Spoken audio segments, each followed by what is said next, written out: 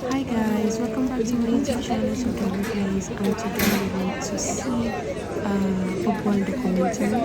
For those who don't know Bobi Wine is a young musician and politician in Uganda, and he has run for presidential seat. And he wins the hearts of the Africans. It's so inspiring. I just love the documentary.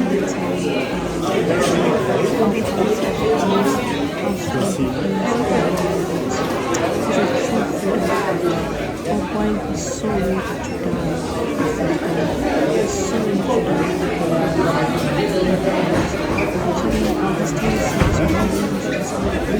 Yeah, no, she's good. Can you come over? And it's so nice to see what he has achieved so far.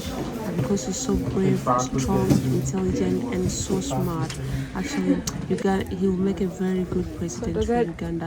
And we got to ask questions, and I hope that you enjoy this video. So we watched the documentary. I think the documentary was about 2 hours, and imagine we just sat the future president of Uganda sat behind us. It was so amazing to see him, and actually got to talk to him, like, how are you? He's so humble, down to earth. And yes, I hope that you enjoy this video. Jo, det var det. Fordi jeg tror simpelthen, det er hovedpersonen. Jeg tror, det er hovedpersonen, der sidder lige der. And we also have one of the directors, Christopher Sharp, who's standing over here. And we also have one of the directors, Christopher Sharp, who's standing over here.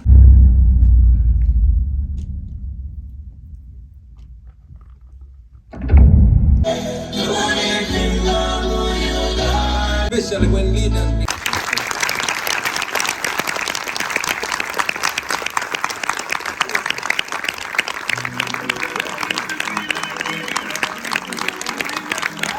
Ups and downs, never give in to the negativity, no. One day everything is gonna be fine. Everything gonna be fine. Someday everything will be alright. One day everything is gonna be fine. Everything gonna be fine. Someday everything will be alright.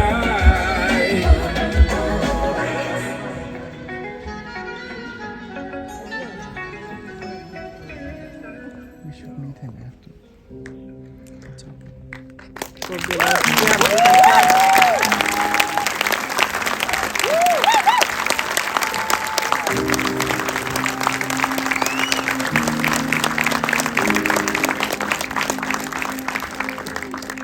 think we have to wait until this is over because it's going to be recorded.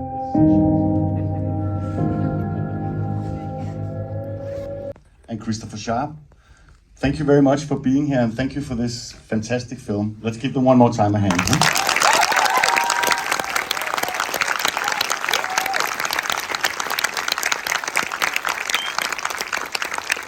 I think we have the crowd with you here. Of course, we need to talk about the situation in Uganda. But first of all, I would like to start with the beginning, with you, Christopher. You're the co-director of the film. How did this project start? Well, I grew up in Uganda, so my early years were there, and my father was born there, so I have a... I think you need to speak a little bit more into the mic. Hi, is that better? Can you hear me now? Yeah? Yes. That's right. Okay, I've got it. So, I was born in Uganda, my father was born in Uganda, so I had a big connection. Before I met Bobi and Bobi, I was a fan of Bobi's music, like a lot of people. And I met them actually originally in Europe and listened to their story. I knew quite a bit about Uganda and I loved the country and loved the people. But when I heard their story, I was just completely blown away by them personally, their bravery and their vision, and also what they were setting out and willing to do, and the sacrifices they were prepared to take was just extraordinary. I just couldn't believe these people. And for Moses and me, during the 5-6 years we were making the film, we were given complete access. There was never a moment when they said we couldn't film, we couldn't be with them. And they had absolutely nothing to hide. And when you start making a film, you think there's going to be the good, the bad, and the ugly. But from these guys, there was just the good. and we sort of wanted to tell a very, very true story, and that's what you have seen. You've really seen a very true story of what they're like and what they've done. And one more question about the choices that you made, because you have, as you say, complete access. Did you also have access to kind of the strategic meetings and stuff like that? Because we don't see that in the film at all. Is that a choice from your side, or is? Yeah, it was a choice. I mean, there was a lot of stuff where obviously people were putting themselves on the line.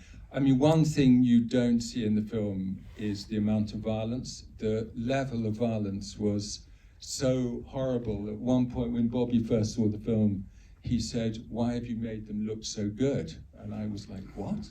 And he said, "You just haven't put in any violence."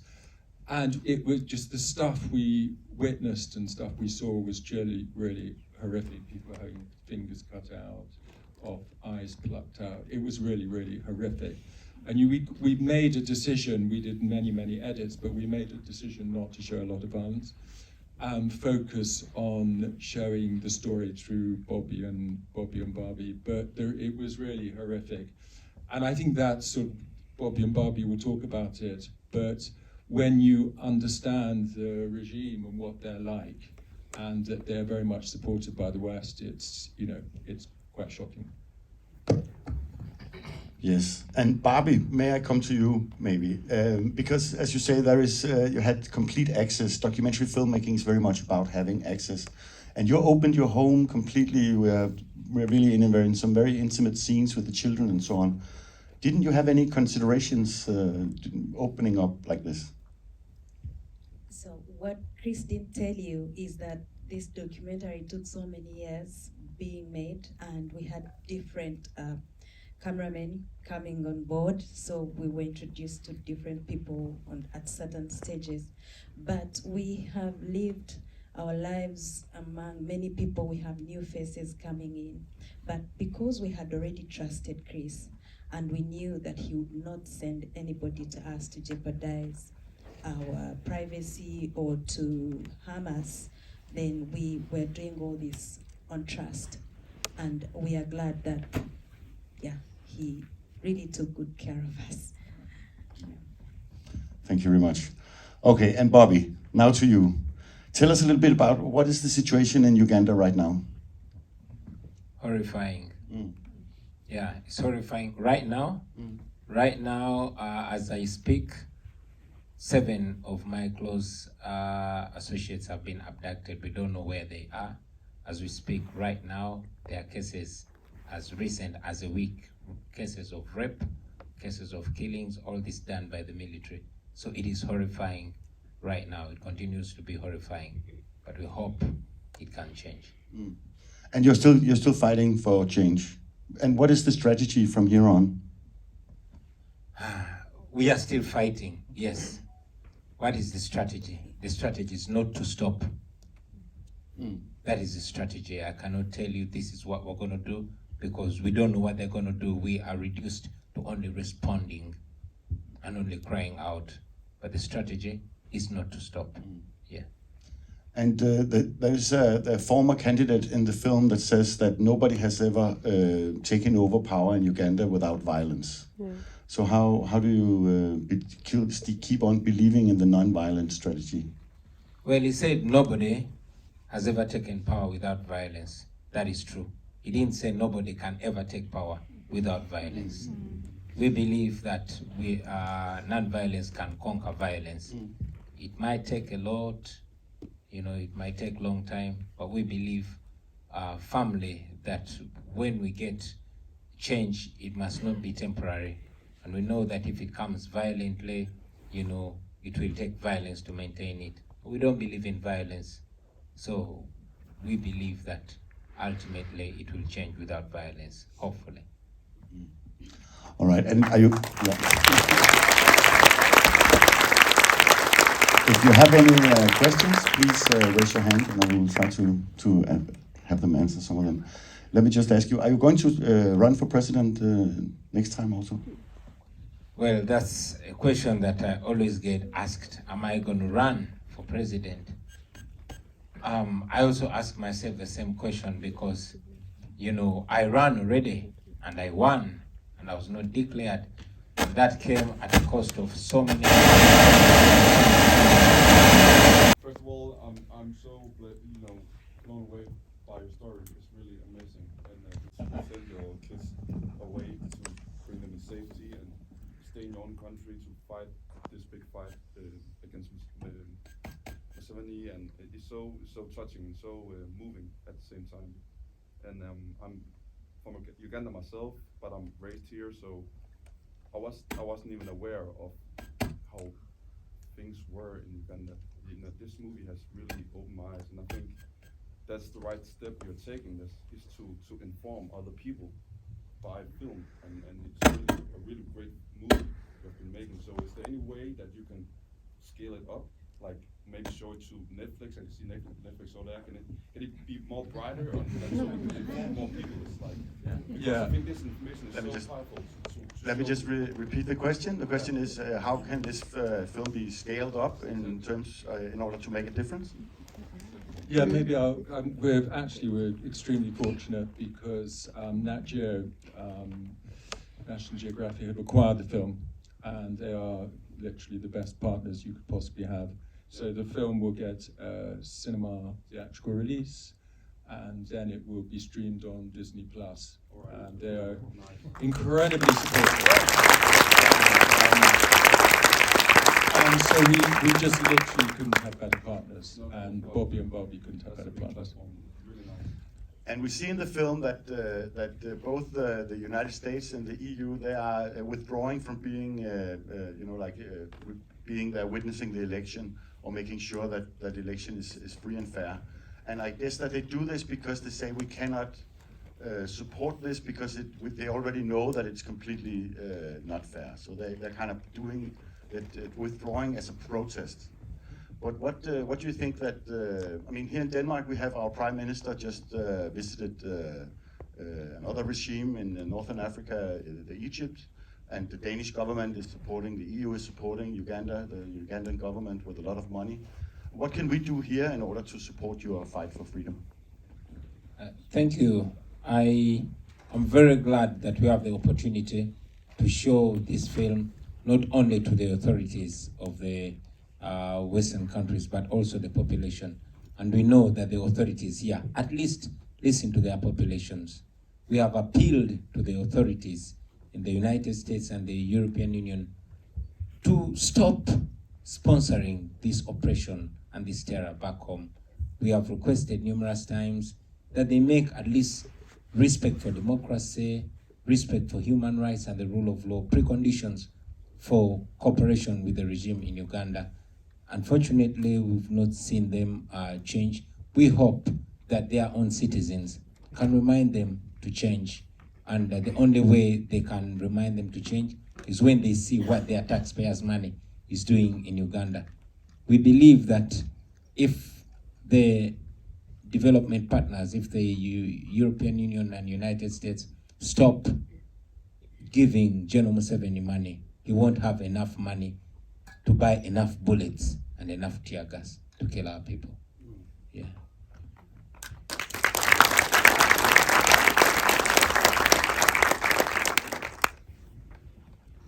Mr. President, nice to see you again.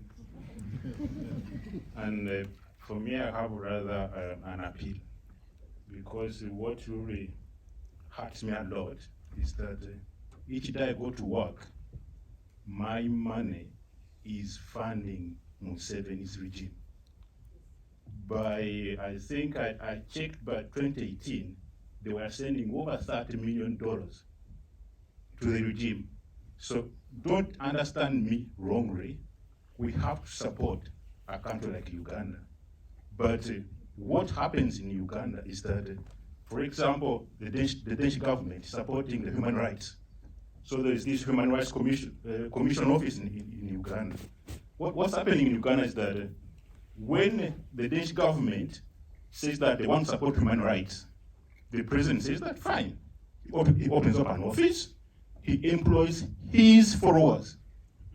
So we in Denmark, we are paying, thinking that we are helping the human rights.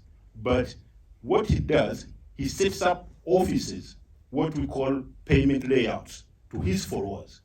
So I'm so glad that there are so many native Danes in here, because that's what we wanted. That's what we wanted. And we know that in Ukraine is getting so much help because it got out in the media. We need to create this awareness. We need to do that. So I would like to request each one of you in here, we have a People Power Denmark page. Please, like that page. What you are seeing here is not just a movie. Those are people's lives dying every day. For me, I saw a guy, Yasin Kauma, his driver in Arua. I saw him dying live on Facebook Live. This is the reality, but we cannot allow our taxpayers' money. Also, we have to help, but if they need ideas about how to help, we can help. Do you know that in Uganda, the commercial banks' interest rates, they are 25%? So if Denmark wants to help, at least make a fund and give an interest rate of around 5% so that people can access income to build companies, to employ people. There are so many other ways that they can use to help. So please, join the People Power Denmark Facebook page. We shall be reaching out, because this is a very good platform for us to move on, so that we make sure that the money is not supporting the regime. Thanks a lot.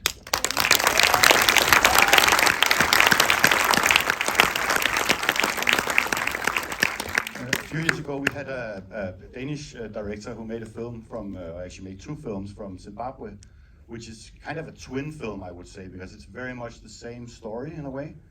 And this is something that we see in a lot of different countries. Is there any collaboration between the oppositions in these African states? Yeah, certainly. Our pain unites us. The misery that is in Zimbabwe is almost the same misery as in Uganda, only that in Uganda it's worse. But these dictators learn from each other. Who knows what's going to happen in Zimbabwe election this year?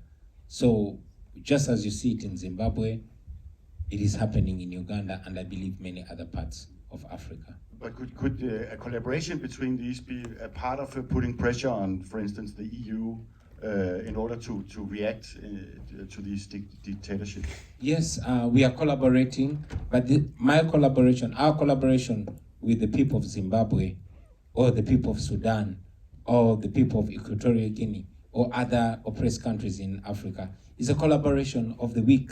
We can fight, but we cannot fight against the Danish euros. We cannot fight against the American dollars.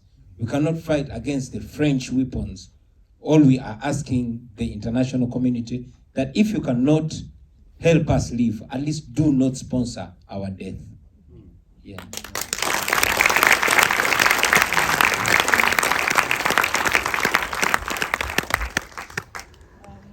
Thank you for coming here, Mr. Our President, Mr. Chagulani, and the lady, First Lady. He's my First Lady. I'm a Ugandan. I'm born in Uganda, but I've been living here in Denmark for 3 years.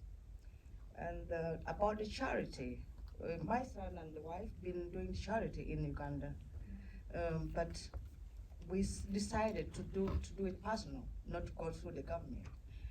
My question is, because Bobi, I know that you are doing charity, right? Can you help us out to go through you to do charity? Because I stopped my family to do the charity because it's too much corruption. The money you give don't go directly to poor people.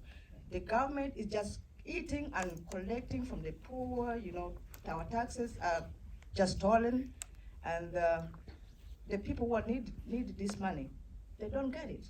So can you help us out how to reach you with your charity? Maybe we can go through you to give the charity, because we want to help people, but we don't want our money to be eaten, because we're working hard here in Europe, paying a lot of taxes, so we want to give something for the poor people. So how are you going to help us out?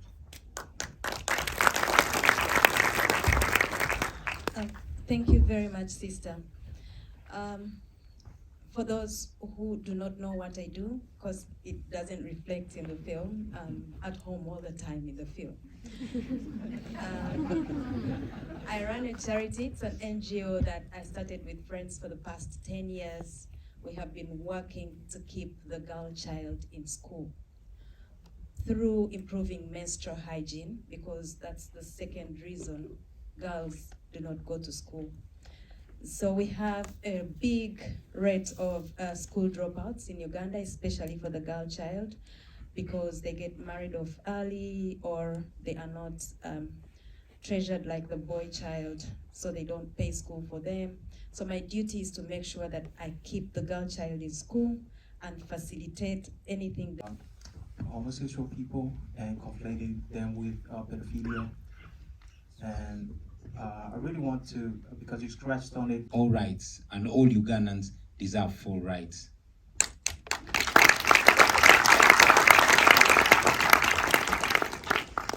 Hi, thank you so much. I think many have had ideas for us. I think we feel so committed to supporting you. So through personal action or writing our politicians, etc. And it's just very inspiring and to see this documentary. So thank you for it. I was with UNICEF for 21 years. I've been to your beautiful country, to Entebbe and Moroto and many different corners. I'll say that corruption is a currency back home.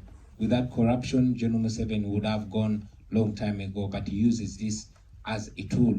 Yes, looks at our nation as his private property. So nothing apart from pressure can convince him to leave power, because according to him, he owns the country and is not intending to leave. Yeah. Just to add on what he said, corruption is a currency back home. You say you were in Moroto and you were doing some work there. The people who live in Moroto are Karamajong. Diaspora, like we have here the Danish chapter, as in if we want to go back and develop and live in Uganda, as in now, how would that be? Thank you. Thank you. What is my advice? What's our advice to the youth, the Ugandan youth living in the diaspora? First of all, it's important to remember that Uganda is your home. Uganda is your home. We love you. We need you. Secondly, this is not an issue of Bobby and Babi. It's an issue of everybody. We are the youngest population in the world, and the responsibility is for nobody but us to change our country. We have the ability to transform Uganda and make it as beautiful as Denmark, as productive as Denmark. We are naturally much more endowed in terms of natural resources than Denmark. Why is Uganda a third world country and Denmark a first world country? That's a question that must ring in your mind all the time. That question will cause you to think and think more deeply. But for now, please make sure that whatever happens home, you are an amplifier. Make sure it doesn't happen in the dark. Make sure the world knows, because the first step to changing, to solving a problem is recognizing that there's a problem. When the world gets to know what is going on in Uganda, the world will join us, because the world likes better. You know, these struggles that we've gone through, Europe has gone through. Europe has faced dictators long time ago. They solved it, but it began by knowing it would not be able to fight colonialism if it was not exposed. It would not be able to fight slavery if it was not exposed. It would not be able to fight racism if it's not exposed. If you expose dictatorship, it will be fought, and that is all our duty. You young Ugandans, you are in a free country. You can protest here. Don't stop protesting. I am alive today because you guys protested internationally when I was abducted and tortured in Arua. That's what's made me able to be here and speak to you. Protest for everybody else. Let the world see that it is not well in Uganda. And also, keep remembering what he said. So I am on a campaign to encourage all the girls capable prisoners that continue to languish in prison for no crime. The second question about why the EU and US continue to support the dictatorship in Uganda, I think they are in a better position to answer it. Because it's the same question that I'm asking. These are democracies. We cherish Denmark because it's a great democracy. We cherish America because it's a great democracy. What brings us together as members of the international community are the values of democracy, human rights, and the rule of law. Why then are they supporting a dictatorship back in Uganda? Could it in different jails across the country? We just won't stop demanding them. We just won't stop exposing it. We just won't stop because that's all we can do. It's painful. We many times feel helpless because now this I'm telling to you, but I can't tell to a mother of Olivia Rutaya, this 23-year-old girl that has been in prison for 2 years. I cannot tell this to the wife of Chibalama, who was taken away more than 24 months ago and we've never seen him again. I don't know. I honestly don't know. But not stopping for now is what we can do as we think of what to do. Yep, there are many questions, so please keep the questions short. Hello, Mr. President. Thanks for coming here. Before you joined in politics, I was a blind man, but now I can see.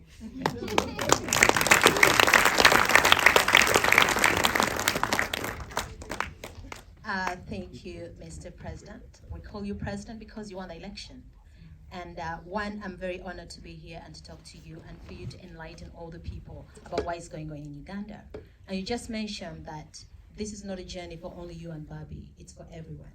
My question is, there's so many Ugandans back in Uganda. I'm Ugandan myself. But they have given up the hope. So they decide to say that if I can't fight them, I would rather benefit from them. There's a lot of middle-class people who have the resources, but they feel like I would rather be safe by benefiting from the system instead of fighting it. So what message do you send to such people to see that all people support the good cause of seeing that Uganda gets democracy? Thank you very much. You've stated a very painful fact that many people, especially the middle class, tend to choose to join the oppression because they're either compromised or they are intimidated. That's true. What's my message to them is that nobody is safe until we are all safe. Nobody is free until we are all free. This money that they give them is deceitful because at the end of the day, the misrule and the messed up country is a risk to all of us, the rich and the poor, the educated and the uneducated. We all can live in a better country. Some are made rich by the regime, but we continue to remind them that a time will come when the poor have nothing to eat but the rich. So they better make sure everybody is safe for them to be saved. Unfortunately, we have run out of time, so there's only left to say that thank you very much for coming here, and I guess that you will stay a little bit in the lobby maybe, and if you have more questions, you can come and talk to you guys. Thank you so much for coming here and showing the film to us and answering questions.